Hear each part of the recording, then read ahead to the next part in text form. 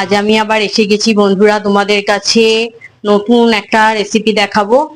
আজকের রেসিপি হচ্ছে লতি ভাপা। লতি ভাপাটা কিরম ভাবে করবো দেখো। এই যে লতিটাকে আমি কি করেছি, ছাড়িয়ে নিয়ে, এগুলো আর তোমাদের সঙ্গে দেখালাম না, এগুলো তোমাদের জানাই।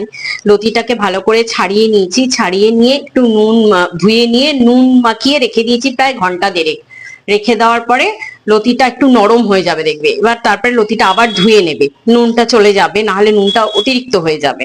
এবার লতিটাকে আমি একটা কড়াইতে নেব, দেখো কড়াইতে সব লতিগুলোকে ঢেলে দেব। ঢেলে দিয়ে এর মধ্যে এই দেখো, এটার মধ্যে সর্ষে, কালো সর্ষে, নারকেল, কাঁচা লঙ্কা, নুন চিনি পরিমাণ মতো দিয়ে এটাকে ভালো করে পেস্ট করে নিয়েছি। পেস্ট করে এবার এই লতিটার মধ্যে এই পেস্টটা দিয়ে দেব। হুম, এটা দিয়ে দেব। আবার এটার মধ্যে একটু লাস্টে এটার মধ্যে একটু জল দিয়ে ঢেলে দেব। এই কুচনো পেঁয়াজ দেবে এর মধ্যে, আর কাঁচা লঙ্কা দিয়ে দেবে। নুন লতিতেও দেওয়া ছিল, ওটাতেও অনেকটা নুন ধরে গেছে। আবার ওই বাটাটার মধ্যেও নুন দেওয়া আছে। অল্প করে হলুদ দেবে, হলুদ দিয়ে কাঁচা সর্ষের তেল দেবে।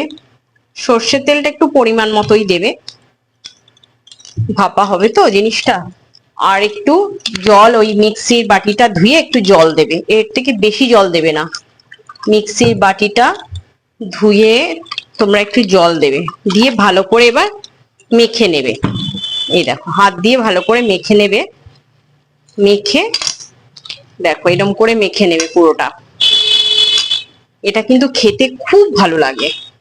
এগুলো সব পুরোনো দিনের রান্না, মা ঠাকুমারাই বেশি করতো এগুলো, আমার সব শাশুড়ি দেশের রান্না, খুবই ভালো হয় এই রান্নাটা।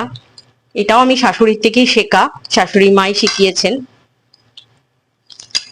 যাই হোক, এরম করে এটাকে মেখে, আর জল দেওয়ার দরকার নেই, জল দেবে না, ঢাকা দিয়ে এবার গ্যাসে বসিয়ে দেবে।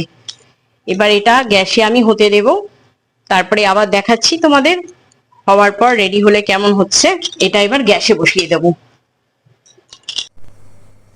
দেখো আমার লতিটা রেডি হয়ে গেছে।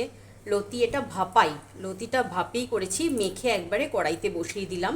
একটু ভাপ হলো, হয়ে গেল লতি রান্নাটা। খুব সুন্দর হয় খেতে। এটা এবার গরম ভাতে পরিবেশন করতে পারো, পুরো রেডি হয়ে গেছে। এটা এবার তোমরা খাও, খেয়ে বলো আমাকে কমেন্টে কেমন হলো লতি ভাপাটা, খেয়ে দেখো।